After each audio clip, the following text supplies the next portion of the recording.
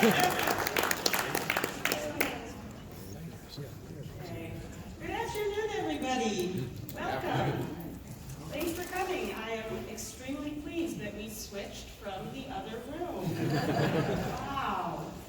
For those of you who don't know me, I'm Brett Abarbanel. I'm the Director of Research at UNLV's International Gaming Institute.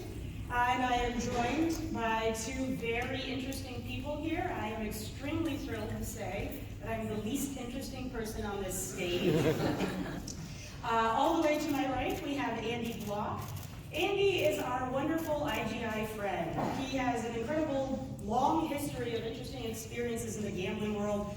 Those of you who attended this conference in 2013 may remember when he reunited the MIT Blackjack team, or at the very least, the members of the MIT Blackjack team who are permitted on Caesar's premises to join us for just a recollection experience. What were the different things that had happened in the 20 years since he had been on this team? He even videotaped friends who were not able to join us so that we could play the video for everyone. He's also can I still call you a professional poker player, or should I say more or less professional poker player, game design creator and breaker. He likes to break games, or rather find the win within the games that have been created, and so many other things. Andy has long been a huge supporter of UNLV and IGI, and we are so grateful for it. He will come do events like this. He will come speak in my summer class of 8 people, and I think be equally happy with both. Good, a nod, excellent. He's agreed with what I've just said, and I am also thrilled about that. Directly next to Andy, we have James Holzhauer. Did I pronounce that correctly? Close enough? Yes. Excellent, excellent. James is our new IGI friend. Right? All right. Welcome. James is a professional sports bettor and trivia fanatic. You may remember him from such hits as Pub Quiz Evenings, Facebook's Which Disney Princess Are You? Pocahontas? Elsa. Elsa. Oh, good choice. I, for one, love Belle. Yeah. So, Andy? I'll let you speak on an answer, perhaps. And of course, you probably know James from his 30-day winning streak on Jeopardy, which was excellent.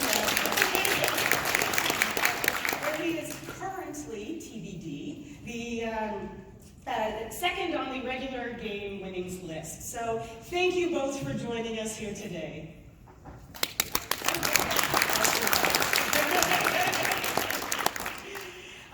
Both of them will get more into their backgrounds in a little bit and what it is they do throughout this session.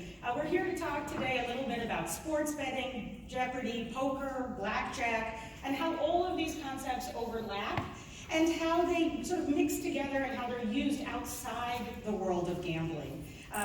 One of the things that I really hope that this session accomplishes today is to kind of put a face on what professional gambling looks like and how people use the skills that they've acquired either outside of gambling to apply to the gambling world, and skills that they learn in gambling and apply that outside in other spaces.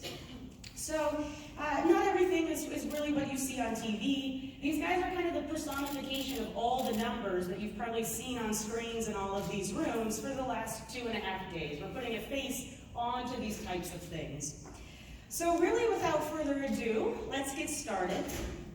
First, and at IGI, this is really a classic question to get conversations started, which is, what is your journey? How did you get where you are? What's sort of the career path? I know we have many students in this room. If someone wants to aspire to be like you guys, what do you recommend they do, or totally avoid? Also is perhaps useful advice too. So whichever one of you wants to start, please do. So I grew up outside Chicago, and I was kind of a latchkey kid. I had access to the television until maybe 4:35 when my dad got home. And in Chicagoland, you had 2 options for weekday TV viewing. There's Jeopardy on at 3:30, and there were Cubs games on at 1:20, which I'd pick up whenever I got home. And so that's my whole life in motion right there, really. I became the kind of kid on your block who would collect all the baseball cards and try to crunch all the numbers on the back, see who the best players really were. And I vividly remember a conversation I had with my dad when I was 13 about how if there were a stock market for sports teams, I would just trade that as my job. You know, nobody ever told me until I turned 21 that this thing actually existed around the world, but boy howdy. And you know, I made a promise to my granny when I was watching Jeopardy with her as a kid that she would see me up on stage one day, and I really, you know, kind of made it my lifelong goal to finally get there. She didn't quite survive long enough for me to do it in front of her, but you know, I really hope there's a TV wherever she is. Aww. There is. I suppose I can elaborate a little more. So, in college, I would play a lot of online poker just to pay the bills. I ran a poker strategy website where we got some click-throughs, and you got money from the site when someone clicked through. So I kind of built my initial sports bankroll, and then I kind of got the idea, like, hey, I'm playing a lot of fantasy sports. I'm already into the idea of which players and teams are going to overperform their projections. I can monetize this. Rest is history, as they say. Great, thanks, James. Andy, how about you? I grew up in the Northeast. I played a lot of card games. Would make up card games. I remember when I was like 4 or 5 years old, just playing with a deck of cards and making up games and stuff. And I was always really good at math. And you know, I had some kind of an idea that hey, you can make money playing games, but never really took it seriously until college or just after college, and I started playing poker. I started going to Foxwoods Casino, which by then was almost brand new, and I figured out how to beat one of the games that one of the vice presidents had invented. It was a poker kind of game like Caribbean style. You played against a casino, and I was thinking, hey, this would be a great thing for like a team to play because. You know, I can only make like $50 an hour playing by myself, but we could trade a bunch of people and really get them. And coincidentally, I had a home poker game in the Boston area that I was playing at. One of the founders of the MIT Blackjack team was there, and he wanted to start a poker team. And I showed him this game, and it ended up being a team to beat that game. And then they got rid of the game, and first they changed the rules, then they got rid of it completely. And then I was recruited onto the MIT Blackjack team. And kind of like the rest is almost history, I started playing a lot with the Blackjack team until it made no sense for me to go back to my day job. And I quit, and in between I decided to try to go to I thought about doing something else after gambling, and I went to law school, but I just went back to gambling, playing poker. The poker boom took off, so I continued on playing a lot of poker. Now the poker boom has kind of died off a little bit. I've kind of gotten a little bit bored, plus in the last 6 years I now have 2 kids and a family, and it's a little bit harder to travel and gamble, and I don't feel the urge to go sit at the poker table for hours on end. So, and you know, I've kind of gone back, and now I'm back into the more of what I went to school for, which was electrical engineering, computer science, and a little bit of my law degree comes into play, especially with patents and contracts. So, as James said on Jeopardy the other day, he went to class as little as possible when he was an undergraduate. Do you think perhaps the same is true of you when getting your multiple engineering and law degrees? I would sleep through my classes. Yeah, that's true. I once, fell asleep in the middle of the class, and the professor called on me, saw that I was sleeping. I knew the answer, but I didn't realize he called on me, so I just sat there quietly. I know when I was in school, I would sometimes make a calculation like, oh, I could go to class where I could make $100 playing online poker during that time. This ever occurred to you? Yeah, they didn't have online poker yet. I mean, when I was an undergraduate, when I was in law school, they did. And a couple of years, I flew back to play to Vegas to play the World Series of Poker main event. I couldn't play my last year if I wanted to graduate. So I was always there for 3 years. I probably should get my degree and not play this year. So that's good. Well, that was a pretty good trade-off, obviously, as the academic professional here. I can definitely encourage that sort of behavior. So let's start with poker then. You both have a history in poker. How has that influenced what you do now, whether it's sports betting or trivia contests or game development? And you didn't quite get into all the different things you're working on now after poker. How has poker playing specifically influenced you guys? Poker, contrary to like some of the other gambling endeavors like blackjack. Well, blackjack to some degree, but you have to like read your opponent, and you also have to kind of adjust your strategy. There's no one right answer to every single poker question. People always ask me, what should I do with pocket jacks? And the answer is, it depends. And that's kind of it's kind of a cop out, but that is the first answer. Is always depends. What are all the variables that come into it? Like if you told me, you asked me like, what do you do with hard 17 against a 10? I mean, the answer is obvious. There's almost no strategy variations that you wouldn't just stand on that. So the whereas like other gambling games, you have expectation and you're always thinking about the long run, and that comes into play in poker too. But for poker specifically, reading people and then never really knowing how your opponent is going to play, what the best play is. So I would say, at least my poker education came learned it from books, and of course you get table experience also. But a good poker book doesn't tell you, hey, raise with pocket jacks. It tells you how to think about the factors that are going into everything, And really, I would say like, I mean, it's one thing to say I skipped class to play poker, but if I'm learning how to think in the real world playing poker, then maybe that's more valuable than the college education ever could have been.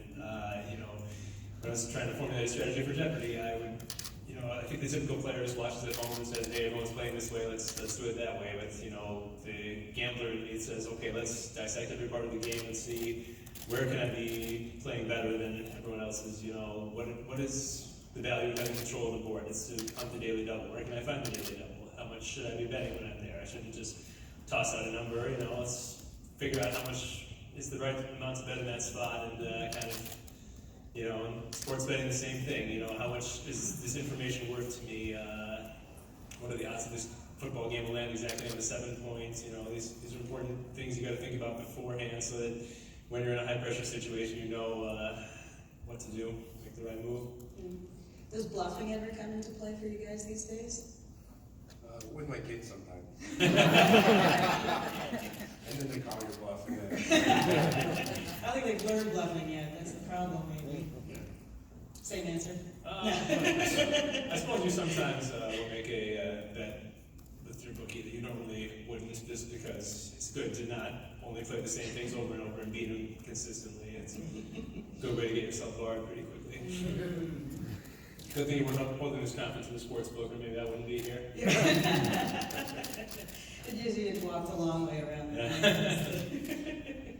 When you brought up the kids, when we had you here 6 years ago, you did not yet have kids. And James confirmed to me that his daughter is 4. So 6 years ago, Andy, when you were here, James also did not have kids. And if so, how do you incorporate learning and the skills that you have through gambling? When you teach your kids, what do you teach them? First of all, I just say all the time, everything you say to them is a teaching moment. You don't want to be too overt about it, but just like I think when you're trying to become a better poker player or better at whatever your job is, you can learn things every day, and your kids are going to try to learn from you every day. And I haven't taught my 5-year-old how to play blackjack yet. I know I'm a horrible blackjack player. That's coming. I think, I'm always trying to, I just want to keep her mind expanded and open to everything. I'm not forcing any one thing into her head. Yeah. I think Kensington. I'm trying to teach my kid everything through the lens of a cost-benefit analysis.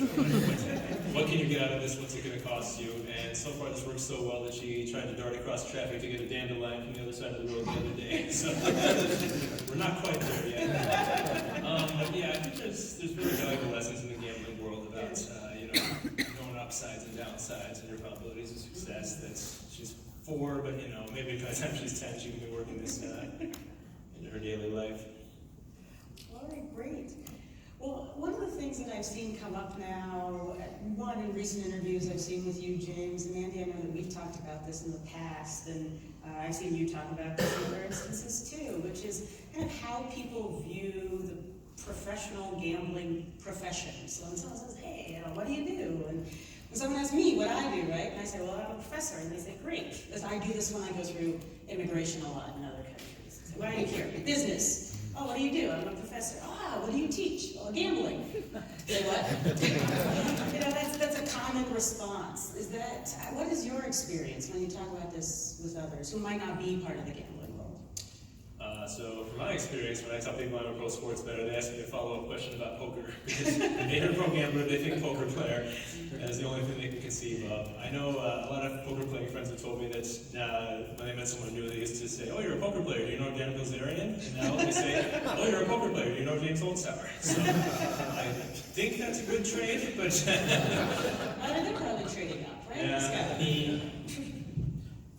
All right, excellent. Andy, what about you? How has that been? I mean, you've been sort of through so many different avenues here. Yeah, when I first got started years ago, and we didn't have so many professional poker players or gamblers out in the open as it is now. And once poker started being on television, everything changed. Like at first, when I started playing poker, my parents, I don't think they really knew what to tell their friends. And then like after the first time I was on TV, and their friends would come up to them and say, hey, I saw Andy on TV, and they, and they were okay with it. I think they were really happy when I went to law school, and not so happy when I did become a lawyer after.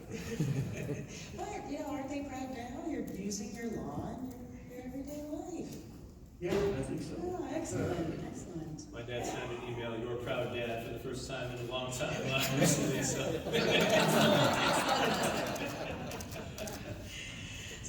if that's sort of how people view you, how do you view yourselves and sort of what you've chosen to do? Do you sort of think, oh, I'm a gambler? Often we've heard tons of terms thrown around. Oh, it's a degenerate, right? Or it's somebody who's like, this is the kind of person who takes all these risks for a living. Nobody can do that all the time. Sort of as an example, my husband used to play poker professionally, and now he's a day trader. And when you ask him about it, he goes, I'm still a gambler. It's just a different type of strategy for my bets, right? So how do you view your profession? On that, my daughter in class, like they asked her, like she was 4, and they asked her, like, what does your daddy do? She said, he's a juggler. I can juggle 3 balls. That's I would never want to juggle in front of Penn Gillette because she would walk out the room. He did juggle about where you're sitting 2 days ago. I haven't really even told her exactly what I do because I think I'm like always changing what I'm doing. So, in the beginning, when I first got out of college and I was an electrical engineer and I was designing computer chips and 3D projection displays and stuff, and then I went and became a poker player and blackjack player.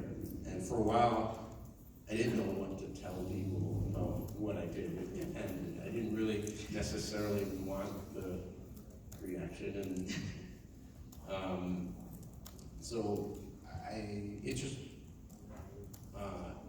I don't even know, I guess, myself where I would be in 5 or 10 years. When I talk with people who've never been a pro sports bettor before, I compare a lot of it to finance. Really, they have many parallels. You can bet in the middle of the game now, which is basically like day trading.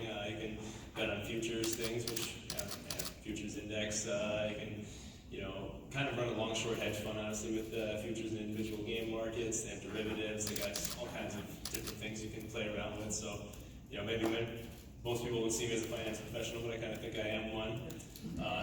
As to how it relates to what does Danny do for a living, my kid has learned a lot of phrases to say at the television, like, they're not even trying to cover, or why are you punting? Things like that. So it's sort of just like the running across the street to grab a dandelion. Are these just phrases that come out, or is this actually what's happening on screen too? Well, sometimes it relates to what's going on, and sometimes you just see the player drop a ball and just says, like, oh, you jackass, reflexively. Not so proud of that one. So, just getting a little bit more then into how you're doing these wagers, one of the biggest subjects that always comes up when we do a gambling research conference is responsible gambling and problem gambling and playing responsibly. This audience, I can see many of you, is full of researchers who specifically study this space all the time. In fact, if you guys weren't here, we'd probably be sitting here and talking about it just ad nauseum. We're here for 85 minutes. We would do it for all day. So I'm sure that the people in this audience are interested in anything that you might do just on your own. Not necessarily, I am playing responsibly right now, placing my bets. That you just might think of. Like, is there ever a time where you're like, all right, well, today I'm only going to go to X amount, or once I've won X, I'll stop, or lose X, I'll stop. Is there anything that comes into play there as you are gambling that you might consider fitting into the kind of responsible play concept? You know, I at different points in my life had a different idea of what constitutes the most I can lose on a single game, and really it's kind of depends on your temperament that day. You have to know yourself. What is the most you can do and not cry about it, really, for lack of putting it a better way. I had a story on my interview at Jeopardy, I think it was yesterday, about how much I've lost on a single bet, and Alex kind of blindsided me with this question, so I did not give him the correct answer, but the correct answer now is you know, a devoted family man is lower than it was when I was single. And I'll say that. How about you, Andy? I generally, my biggest addictions, I think, are for games that I can't win or lose any money, and spending a lot of time on them. So I will try to bar myself, you know, delete the apps from my phone if I'm playing those games too much, and you say you're only going to play 5 minutes before you go to bed, and you end up playing for, and then it's 6 a.m. and the sun's already up. And you're wondering where that night went. So, not doing those kind of things. But as far as setting loss limits and things like that, I generally don't, except I won't gamble with the cash that I need for my daily life or for other gambling things. So, I'll follow the Kelly criterion fairly, almost religiously, if it's a bet that I can size my bet. And if I do notice that I'm losing consistently, it's time to go. It means it's time to step back and look at my strategy or my skill and ask myself, am I playing correctly? If it's blackjack, it's easy to go and test yourself and have somebody test you. If it's poker, maybe you need to go and play a different game. But it's not because of gambling addiction, it's more because of self-reflection on whether I'm actually beating the game. I will say I pick up the When the Fun Stops packet once a year when I'm in a casino, and I feel like at least half of those things apply to me, so it's a fine line. Well, both of you started to bring up also this concept of regulating your emotions. Is there ever, what is the point at which you say, oh my God, did I just say that? Or what did feel that? Is there, at what point do you consciously start realizing, think, all right, now's the moment for self-reflection? I think after I joined the MIT Blackjack team, we would have these practices to try to get rid of the emotion so that you wouldn't think about betting, $10,000 or, your college tuition on one hand on blackjack. You would just think about it as chips, as poker chips. And that's probably one of the biggest inventions that in gambling is the idea of poker chips. People aren't betting with real money, it's just toys, it's just chips, right? And so you don't have to think about it as I'm betting a house. So I've learned to think that way and think in terms of expectation and not necessarily about what the actual value is. So long-term expected value then versus any short-term results. Yeah, I think this is a big advantage I have with the non-gamblers I'm playing against on TV. They, have never been used to the idea that it's 11,000 chips, not $11,000 that you're betting here, and it's a tournament that you only get to keep your winnings if you actually win. You know, the second and third place prizes are fixed. So, you know, I had a game where someone ended up with $54,000, 54,000 chips, and $2,000 to show for it. You know, so you got to be willing to put your chips in the middle, and you know, one day you can spend them, but not today. And I think talking to some people, they said that they couldn't do what you do because they're not willing to make those big bets. When to me, you know, that wouldn't really matter. Like, not even it's just you look at it and you would say, okay, this is a probability I might lose that match and never be able to play Jeopardy again, and that would cost you a ton of money in EV. So you're not going to make a huge mistake there and yourself go bust. Well, maybe you will. I don't know. But you know, as far as you know, you have the daily double or you know, Final Jeopardy, you're going to bet down almost the dollar amount, unless it's your daughter's birthday, and try to maximize your EV there. Yeah, you know, I bet sports all the time, but I very rarely get into a spot where someone's offering me even money on something I'm going to get right 5 times out of 6. And yeah, definitely time to maximize the expectation on that. Well, I'm going to ask the question that Andy was talking about earlier today when we were chatting, which is, how much EV do you think you might lose when you try and aim for birthdays at the end? Well, yeah. You know, I mean, I guess it all depends on one's temperament. You know, I kind of had the goal going in to win exactly $110,914 because my daughter was born on November 9th, 2014. And, you know, when I got up there and I had the option to aim for that or to aim for like 120, whatever I could have gotten, I didn't even think about it. But, you know, the next week I did think about it, and I thought, well, you know, this is money that if it can't do me good, it can do somebody really good. And even when I broke the record, I made a bet for my granny's birthday because, you know, it was really for her that I was up there in the first place. So it felt like an okay way to go about it. And can I just commend you for really aiming high with 110,914, because that really, just adding that extra O in is very Yeah, I appreciate that she wasn't born like July or something. Yeah. Yeah, it's hard to break a record that way. Much better than that.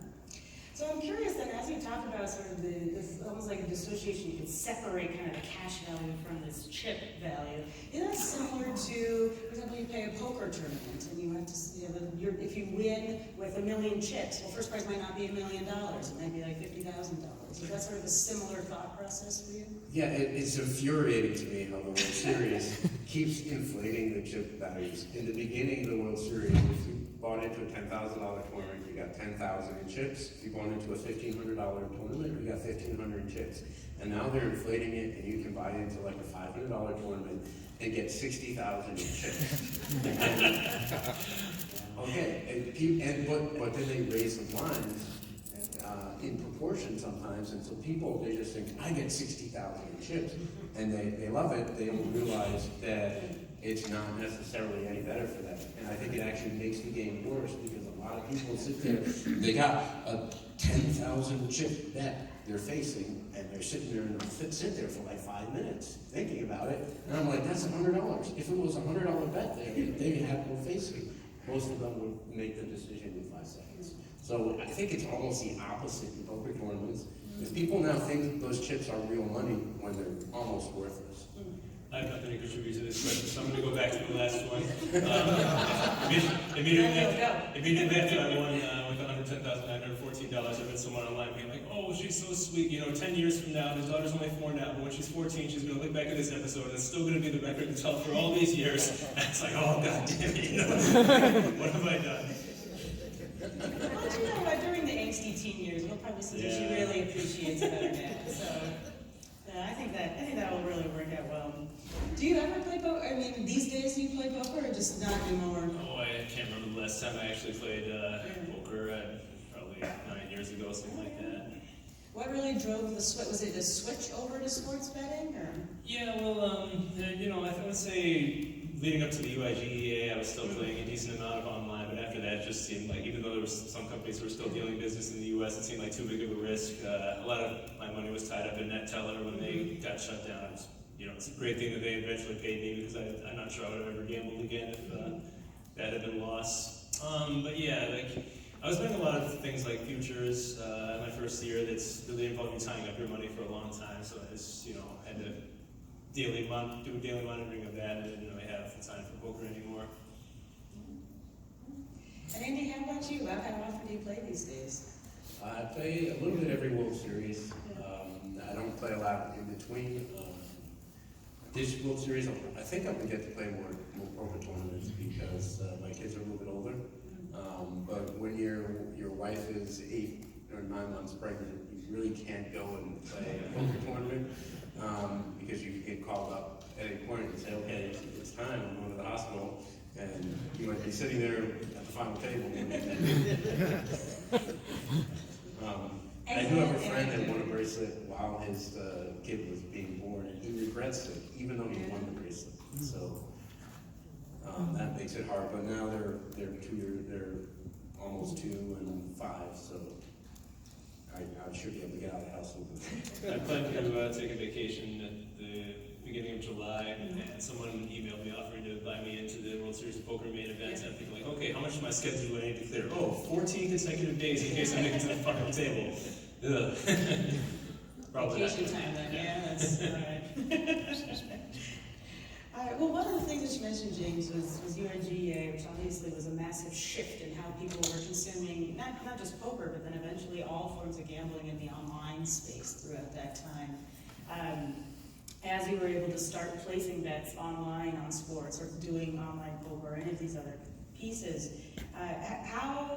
do you have any preference within this? Like, would you prefer to go into the sports book and place bets live? Do you prefer to do it online I always say this, from the comfort of your own couch and your underwear? It's a pretty sweet deal to be able to just do whatever you want while you're there. Is there something that works better for you or that you prefer to do? For me, it's definitely, the apps that all the sportsbooks have released are totally revolutionized the game. Of course, they take a lot lower limits on the apps, but just the fact that you don't have to spend your hours driving around town looking for the best odds on this game, it's totally better to bet from home, I think. And also, just as a parent, if I need to take a break, just X out, I'm good, Annie, what about you? Do you have a preference either way? I know for such a long time you were an online pro. Yeah, for a long time I played a bunch online, and then after the Justice Department crackdown on my gambling stuff. Still sore about it. A little bit. It's been a while. It's been almost 8 years now, I think, since what the online poker community calls Black Friday.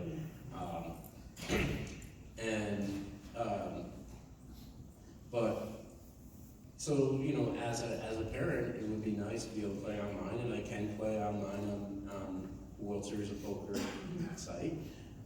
But it's not the same. It's not the same kind of action that you got when you were part of a global pool of players from all around the world, with people playing at much higher limits. So there's a limited population in Nevada, and you only get to play against those people. So that's sort of why. I just have you go a little bit more into detail when you say it's not the same action. Just go into detail. This is not everybody here is a poker person. Maybe they're a blackjack person or a sports betting person. So. Yeah, back 8 years ago, when there were still major sites doing business in the United States, and even now, but you have to be physically outside the United States to play on these sites. There were the biggest games in the world. There were people betting 1,000, 2,000 blind games on a regular basis, and you didn't have to go into a casino. You didn't all have to be in the same place at the same time, and that was the big thing. And now it's just one main site in Nevada, and you only have the population of people in Nevada, and the software and the game We selection. actually get Delaware too. Oh, yes, Delaware too. And eventually, even smaller population. Eventually, maybe they'll all be connected. Maybe they'll get New Jersey connected with Nevada, and you'll be able to play for more states, but it's still like you can't play, you know, the Russians or the French or all the players from around the world, and You're just trying to pick jurisdictions without insulting them to suggest that they have soft players in Russia and stuff. No, I'm just There's a pause for a moment there. two countries that came into my mind for no reason, and I think actually the French have their own site. I'm not even sure if the French can play on outside sites. I don't even know what the law is now because it keeps changing. And now that sports betting has been legalized in more states, and more states are going to become on board, I'm hopeful that that will also bring in more online poker betting, and then hopefully they'll be able to play against people, will be able to play against each other, and it will open up again.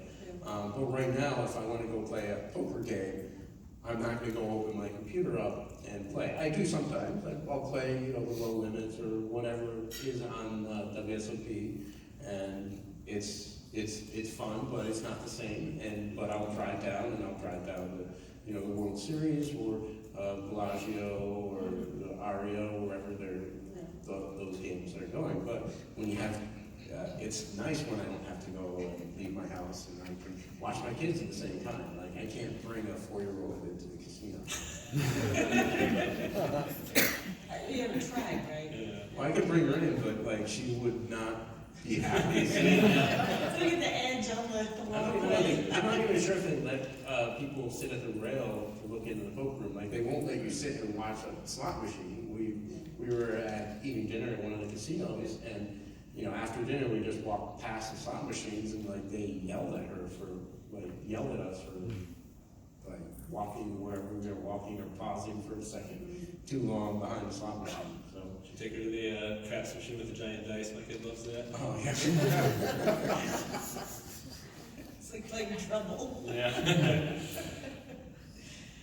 All right, well, great. Before I open up to the audience for questions, because I want to make this kind of an interactive thing, Andy has made it very clear that he has prepared questions as well. Andy, would you like to ask any questions? Yeah, I have a couple. One was, how long was it that you practiced before you thought you were ready to apply to be on Jeopardy? Okay, so it was kind of a vague dream back in the day. They opened online testing in 2006. Prior to that, you had to actually physically go to LA to audition, and I wasn't that into it. But you know, when you could do an online test from home, I said, okay. Starting in 2006, I took it every year. Now, they don't tell you if you pass it. What they do is that if you are passed, if you do pass it, then they put you into like a random pool, and I think they draw out so many people that get to do an in-person audition. So the first time I actually got this in-person audition was in 2012, and then it kind of like hit me like, oh, you know, this is going to be my shot. I don't want to waste it. I had coincidentally taken a hiatus from gambling at that time because I just met my wife and we were trying to start a new life outside Las Vegas together. So this kind of became my big project then. I didn't have a job. I didn't really want a job, but I would, you know, spend several hours each day, like digging through old Jeopardy clues, figuring out, you know, what patterns I could find in there, and try to do this as best I could. You know, apply the same logic of gambling. You know, what is the most bang I can get for my effort here? I did that for a while. I did not pass that audition, and then I kind of put the Jeopardy dream on the back burner for a while when I had my kid. But I kept taking the test every year. I had an audition in 2017 again, and then they said, you have 18 months came and went. I said, okay, you know, it's just time to try again next year. But 22 months afterwards, they called me up, and so that was a nice bonus. And then I said, oh shit, I you were prepared. So I had about 3 weeks of lead time before I actually went into the studio, and it was right before the Super Bowl, so that's a big week, you know, analyzing all the prop bets, and I think I divided my attention pretty well between Jeopardy prep and handicapping the Super Bowl, making lots of bets that would be a boring game. It was a phenomenal Super Bowl party for me, not too much for anyone else who was there. Yeah, and then, in the weeks leading up, I bought an ebook about how to hold the buzzer, which is probably the most valuable thing I did. This author is a former champion of the show, and he done an insane amount of research on, you know, different positions you would hold like this. Can you click with your finger like this? You know, oh, what about this? There. behind your back, you know, and he'd done everything he recommended. You go like this hand here, this hand holds the buzzer, you have a real calm, relaxed posture on the screen. If any of you watch the show, you've probably seen that. You barely even see me move when I'm clicking in. And yeah, that was definitely the best investment of time right there. Once I started taping, I would say that, you know, you're gone for like 2.5 days a week. They tape 5 episodes a day and 2 days a week, so I feel like once I started taping, I was really interested in spending most of that remaining 4.5 days with my family, and you know, just maybe study after my kid went to bed. So do you think you were lucky that you didn't get called up earlier and use your chance before you were ready? Yes, I would definitely say. I mean, I feel like I've been lucky in a lot of ways. I still haven't really lost a giant bet yet. You know, there have been. I mean, people complain about how boring the games are, but there have been at least like 7 or 8 out of 30 that one clue goes the wrong way and I lose. And you know, none of those have gone the wrong way yet. I feel like there's been an abnormal number of times when someone else hits a daily double that I did not know. You know, that would have been really costly for me. And you know, really, I think I'm a very skilled player, but I don't think I would win 30 games if like the long-term average if you did a Monte Carlo sim 1,000 times. So I feel really, really good about how this has gone. Okay, I don't want to use up all the questions. He was so excited. He's like, no, I've prepared questions. I'm preparing questions for Andy. And I was like, this is going to be bad. No. Raptors and Warriors, who do you like?